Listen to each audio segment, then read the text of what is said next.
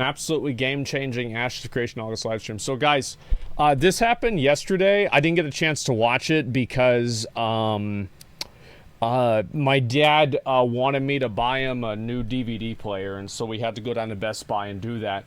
So, I didn't see this. We're going to watch the update and see what we've got going on.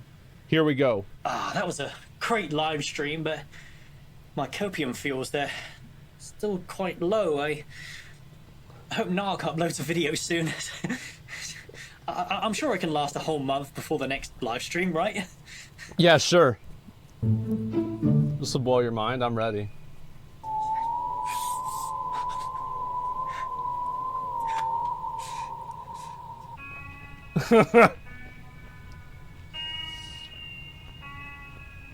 Oh, looks like me. Let's see it.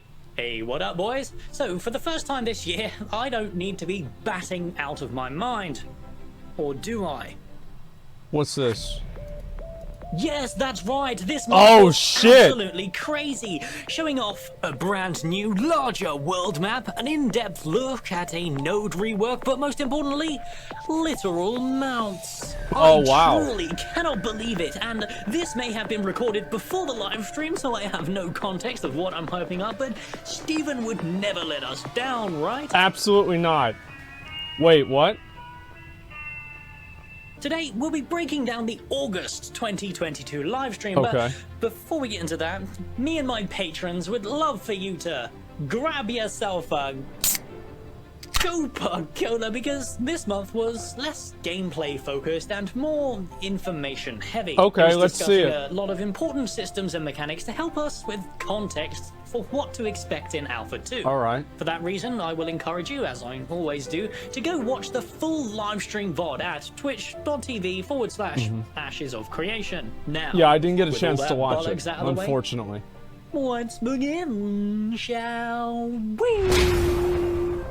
I thought it said stupid so the stream update. started off in its usual way, the discussions and reminders. However, the only notable thing to mention out of this was the studio update, where Steven mentioned that they hit their second milestone for the year, celebrating the achievements. And although Steven couldn't really express externally what these milestones are, internally, it appears another huge step towards this game's completion is achieved. What That's this huge. could be, we can only speculate. The completion of certain Alpha 2 systems, hitting a certain number of backers, perhaps even an internal Alpha 2 date, but that's just the copium talking. Steven did also mention something in relation to the talent that they're hiring at Intrepid. Only about 1% of hires actually make it through the screening process, so Steven is definitely That's trying. definitely a good thing to hear, that they're not just bringing anybody on. And I think that's also one of the good things about Ashes of Creation getting more popular and more people talking about it, is that there's going to be way more people out there that can actually see, like, hey, you know, this is happening. And, like, there's game developers out there that might want to do it. You know, it brings more attention to it. They hired 40 people this year. That's a lot. To pick the best devs that would suit this project. In today's age of MMORPGs, there is most definitely a lot of quality talent out there, but because the genre has become so diverse, it's important to make sure the devs being hired are devs who are passionate about Ashes of Creation's vision specifically. Now, let's preface the next segment before we begin, because both the environment and character concepts were lumped together. So today's video is going to be structured slightly differently to previous months. Okay. To start us off, we got some interesting information during this concept art segment, mainly the reveal that Alpha 2 will consist predominantly of forests and deserts. But this still means the general location of Alpha 2 remains a mystery. However, we'll touch on this in a moment. Steven went on to explain that the purpose of this— I hope that they, like, in my opinion, I think they should not release Alpha 2, because Alpha 2 is going to be non-NDA. That's what they've said in the past, and I think that's still the case. And the next time that people see the game, it's better to hold it off longer than to show something that will not be received very well. Because you can preface it and say, like, hey, this is in testing, and you can even have the big words right here in the middle of the screen, testing. And people will be like, man, this game's gonna suck. Wow, I can't believe this. This doesn't look ready at all. Oh my god. This is what people have been supporting? Holy shit, I'm out. That's just what people do. This discussion was to highlight the levels of density they're looking to make the zones in Alpha 2. This should be looked at in the context of resource spawners as well, and that's something I found super interesting. Forests and desert zones do tend to be the most boring within an MMORPG for obvious reasons. However, from what we've seen so far, they're putting significant effort into the density of the biomes. But I digress, I'm already going on tangents here, and there's a lot of concept to cover this month. Before I continue, I just want to say there was a lot of content packed into this live stream, and because of that, you can all look forward to 30 days of baseless speculation. So great. Why not that's subscribe? 30 days I know of content. That's a rather useless thing for me to ask because my views from non-subs are abnormally low. But hey, I guess my videos are just that good, right? Or maybe the mighty algorithm just hates my bulge. But we know what we say to that, don't we, boys?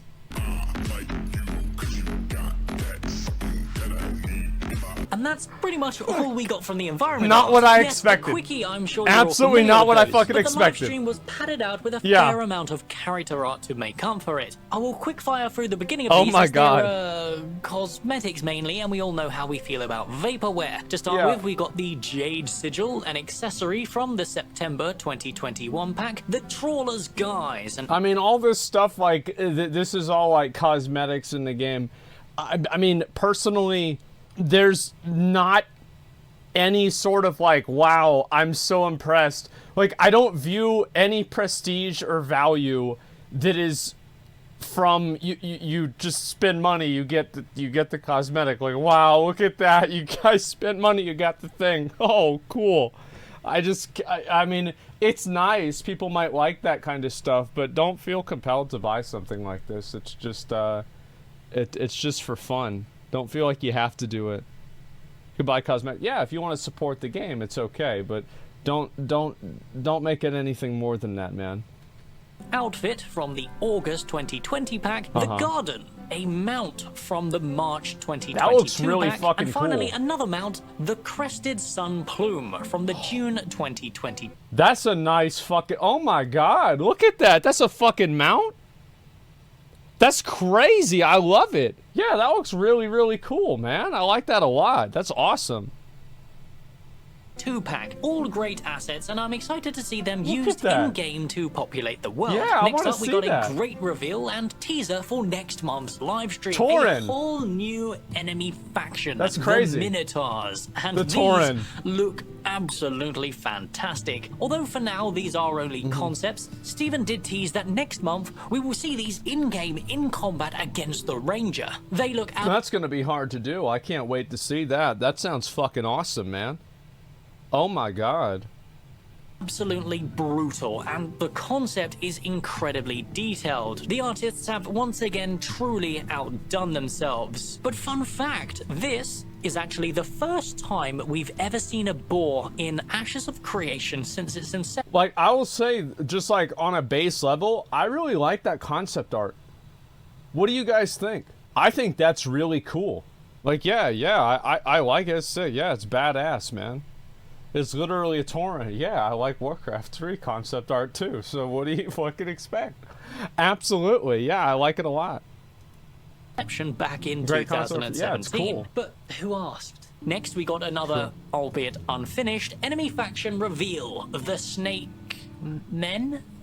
Steven said these will be populating a dungeon and will come in many forms. A rattlesnake, a black mamba, and I'm really excited to see their finished animated models sometime in the future. Yeah, that's cool. AKA never. But it only gets better from here, my friends. We also got another world boss reveal. The Cyclops with its fully textured model and with a scale for context. Steven described this as a wandering foe, so expect this to act as a sort of fell... Oh, look, that's a I didn't even notice him.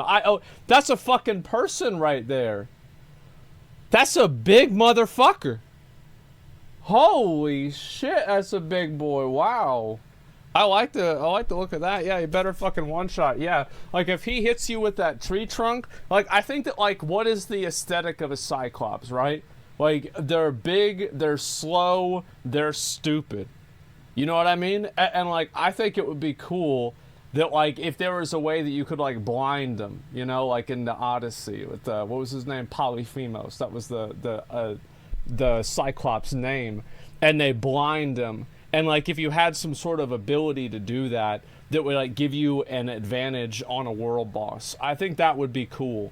Now I don't know how to make that happen without it being something that's like just super fucking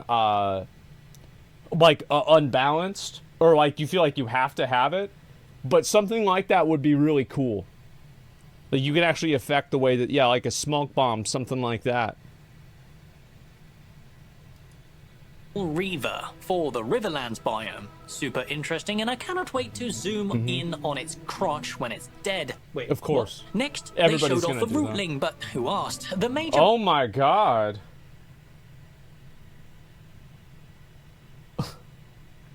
This is how I imagine people that like anybody that types ratio on Twitter, this is what I imagine they look like in real life. Yeah, it's a Mokoko who's eaten too many seeds. Part of this showcase was the reveal of 2 reworked races and the in-game models for the Empyrean. We'll start with the Empyrean first, as they're the finished in-game models, and they look rather...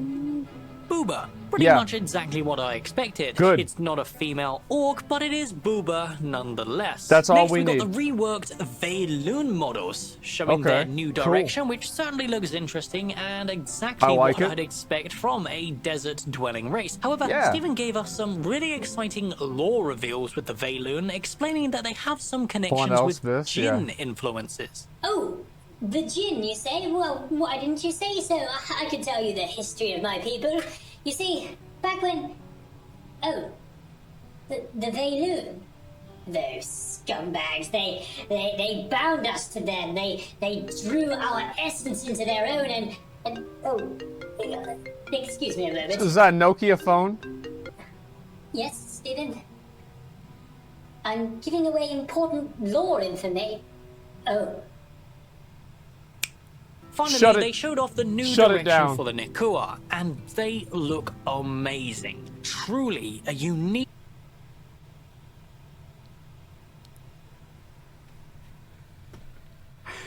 Especially the middle one. Like, I saw this on Twitter. I didn't even know if it was like a legit thing. Especially the middle one. Like, let's be honest. Oh my god, yeah, SFAD tweeted about it. Oh my god. Playable SFAD, I'm sold. Look at that. That's incredible.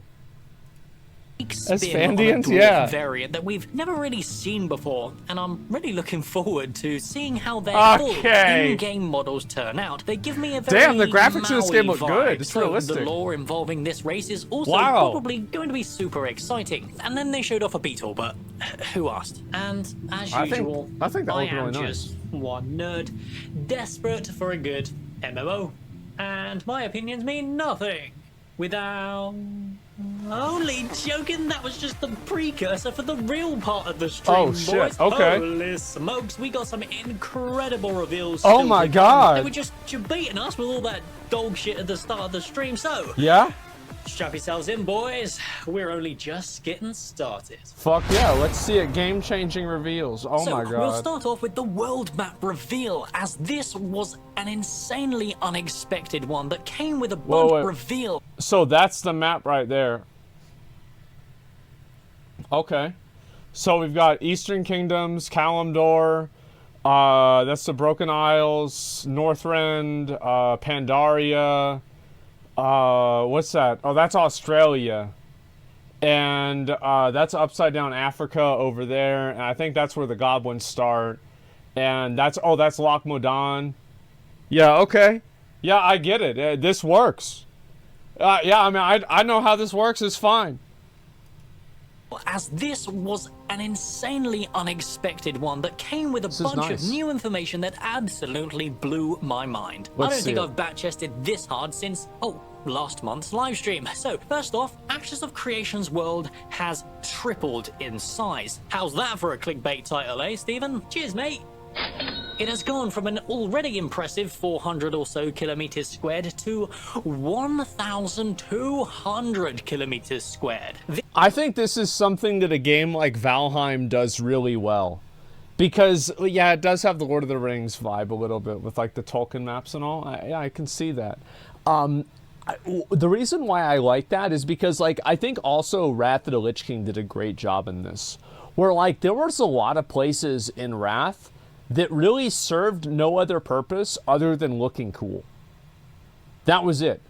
And, like, you actually felt like you were in this, like, grand, like, world. And I think this was, like, really true in Classic WoW also. And, like, maybe there's a quest that you had to do here, but, like, nobody knew how to fucking get there, and the quest sucks, and nobody ever did it. And the majority of the areas in the game just existed for the sake of existing. And I think Valheim did a great job with that too. Because a lot of the places in Valheim, there's not like a bunch of different like fucking points of interest. There's not 8 different achievements you have to collect behind a certain tree, etc. And I think it's something like WoW lost a little bit over the years. And I think it really changed in War Road to Draenor, in WoD, and also a little bit less in Mists of Pandaria. But especially in Mists of Pandaria leading into WoD, like Blizzard started, in my opinion, like overpacking the zones with like these little points of interest, little achievements, little activities that you have to do. And I kind of liked the larger open world zones that just could exist on a scale of grandeur that was enjoyable to look at. And I think Wrath did a great job at that. I think they're doing a decent job at that with Dragonflight, to be honest with you. I think it's an improvement, at least, over what we've had in Legion, BFA, and Shadowlands. But I think that I'd like to see it go even farther. And so I'm glad to see Ashes of Creation really kind of scaling things up and making it a real world. The only challenge there is making sure that it's not too big that you never see anybody. You know, like that's the other challenge. And so you've got to make sure that there's a lot of different reasons for people to go out in the world so you can see other players. The zones are big and empty like Desolate, and that's what I was saying, right? I think that you're always going to have people complain about something. Like, people complained about that in Elden Ring. They're like, oh, I just went over down this peninsula and there's just nothing there. Like, why did I go over there? It's just there's nothing even there. Like, why would I be there? Well, it's like, yeah, maybe because that's the way the game is made, and they're trying to make a world, not like a fucking conveyor belt of content, right? You have a certain amount of world building that has to go into the game, and not all world building has to have an end goal. Sometimes it can exist for the sake of it existing. Dragon D's nuts, yeah. I can't wait. This is with a ratio of 700 kilometers being used for water and roughly 400 kilometers being used for landmass, meaning the original landmass has been doubled and the ocean itself has been over tripled. Truly an ambitious change on top of an already ambitious project. As you can see, the new map and the old map are being spliced together here, and I'm excited to discuss this with you specifically in the next video, as Stephen gave away a lot of interesting information about travel time and node sizes. Whilst we're on the topic of nodes, we also got... That's another thing, is like, I am a relatively big advocate that you should be able to move around the map without a tremendous amount of friction. I think that New World tried the strategy of like, oh, well, we don't want people to move around the map all the time. We want people, you know, where you are to matter. And I feel like a lot of those things, it's like another example of where, you know, gameplay dies at the hands of ideals.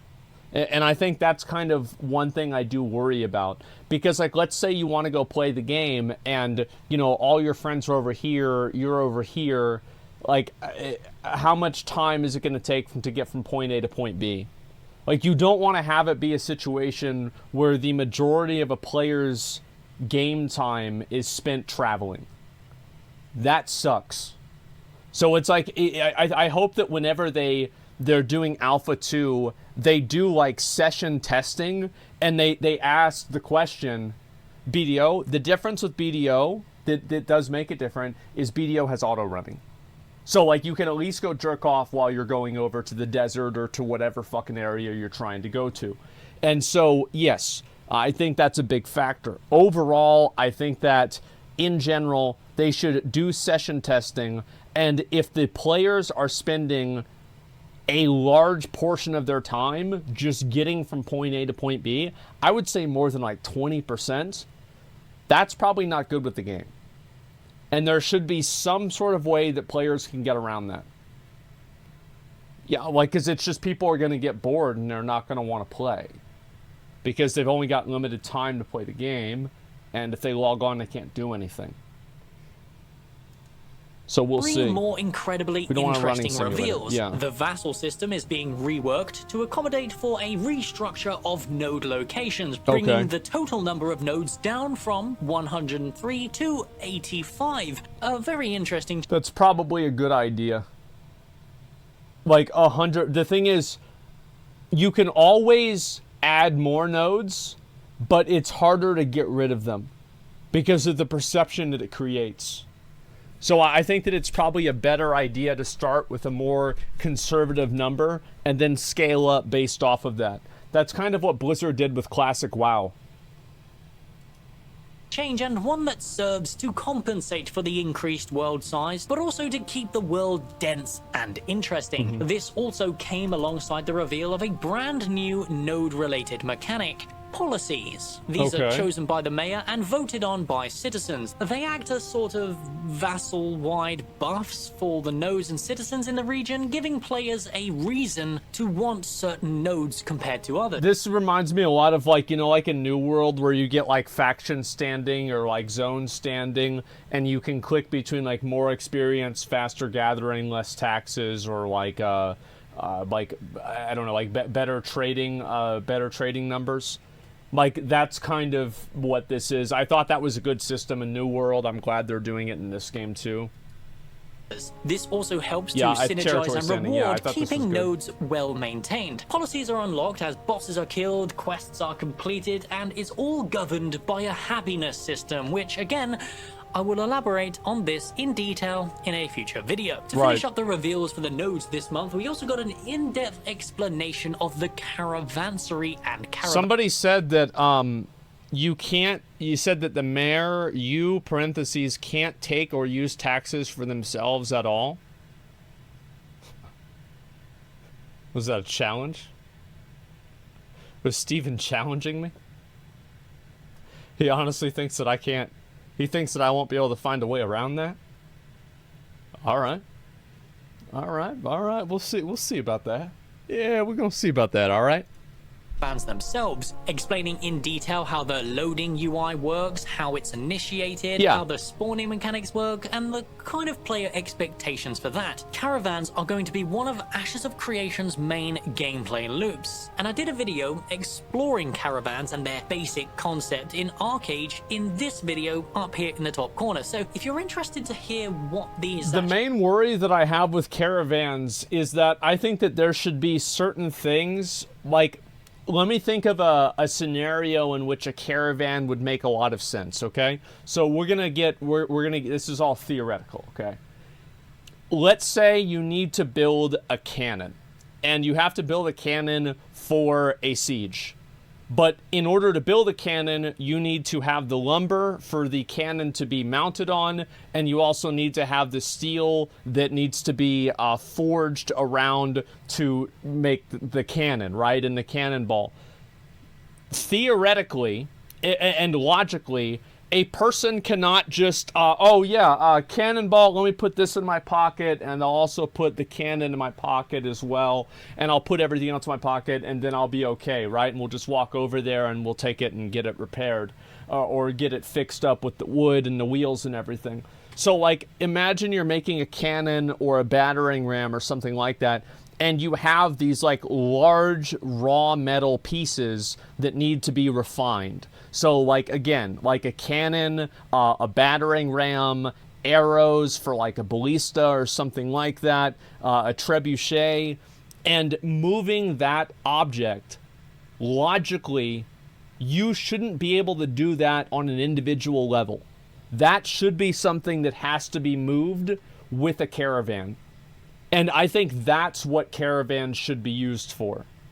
I don't think it's like super cool that you just have to use a caravan to move materials on a base level. I think that's boring and it doesn't really matter. And I don't think people will opt to do that. If it's a big issue, they'll probably just have themselves and 3 or 4 other people help them carry materials across. Why would that happen? Why would that be the case? It's very simple. It's just that the odds are caravans will be easier targets than individual players, and there will be less risk of attacking them in terms of like your standing, etc. So I do think that it's important that you have caravans make sense, and you don't try to make caravans make sense. You think about a situation in real life, you know, think of the Middle Ages or something like that. How were cannons transported? How were massive siege engines transported? How was a tank transported in World War I? And just emulate that in the game. Don't try to force it on all kinds of material transfer. You see what I'm saying? It's kind of like a good example of this is like with like portals in Valheim. Like, you can't bring ore or the eggs from Moder through the portals.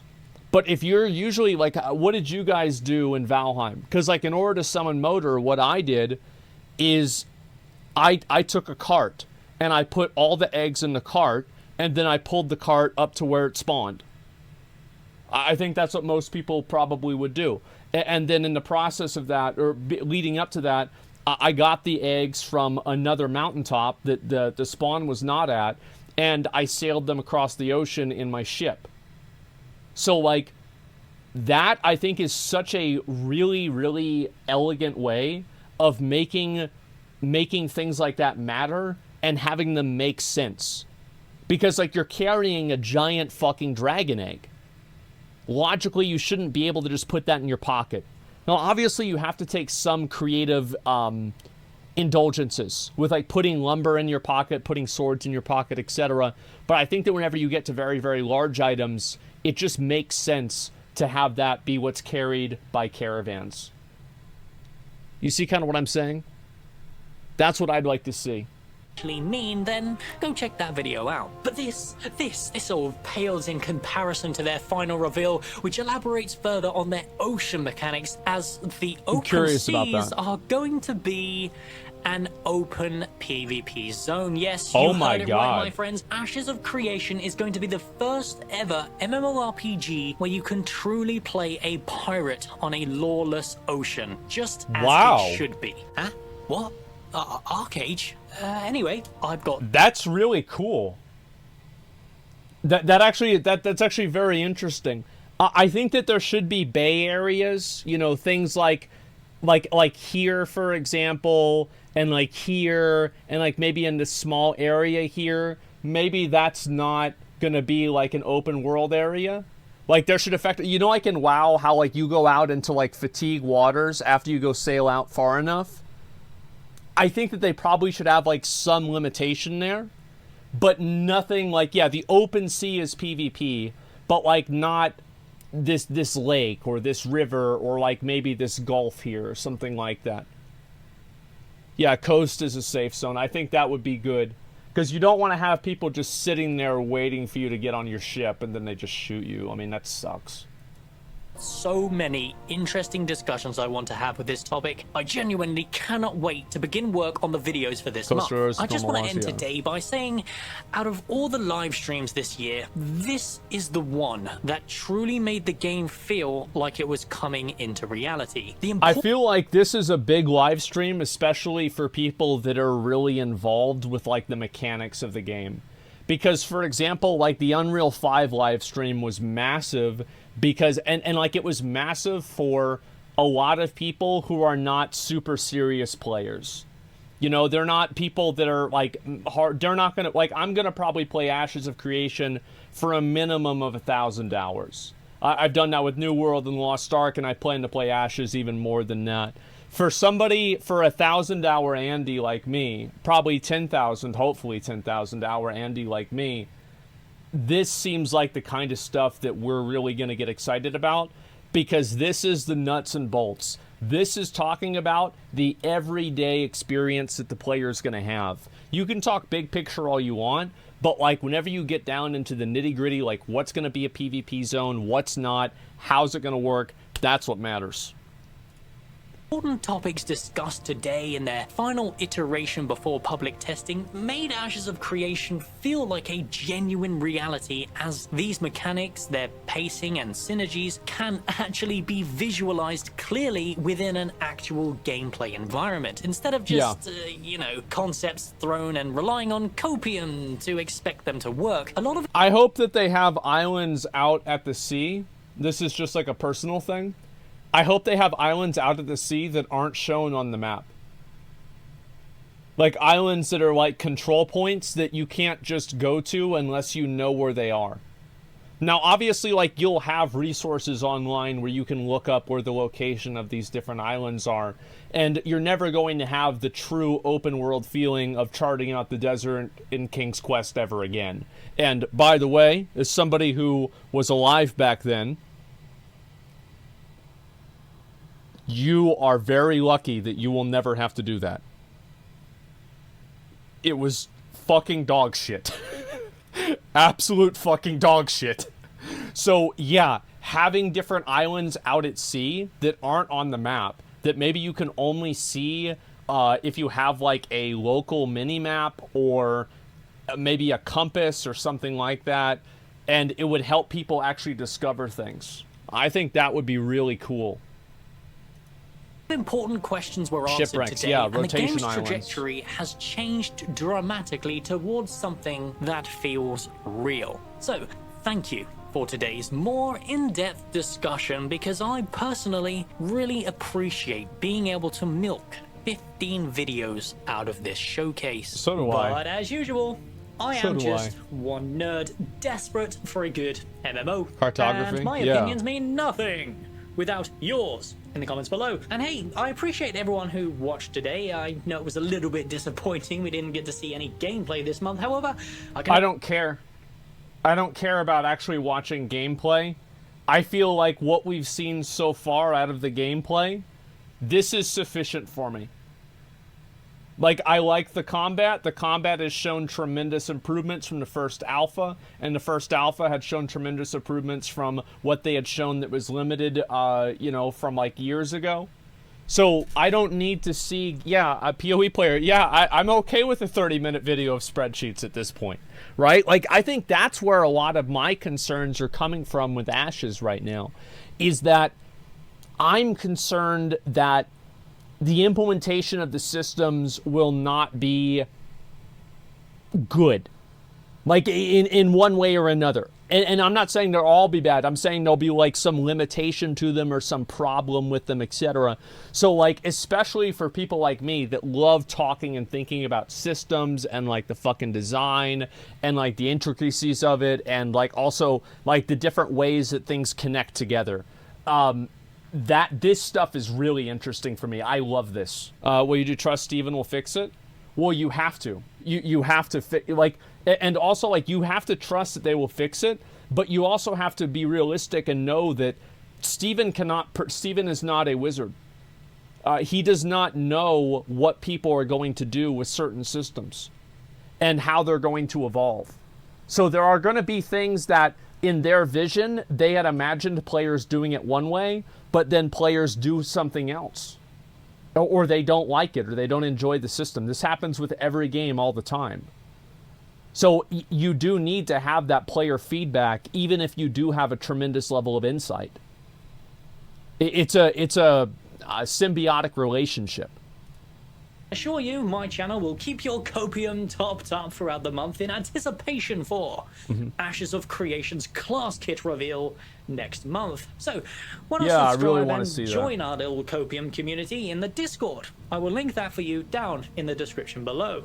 But no, it's obvious this isn't going anywhere. Pantheon is the only MMO that's making progress. And to that I say, listen, kid. Pick any 5 minutes from this stream, and that's more progress than Pantheon has made in the last 8 years. If you think Ashes of Creation can't go 1 month without showing a little bit of gameplay, then Jopper called he has some NFTs on sale because you're high on copium. Here's how I see it.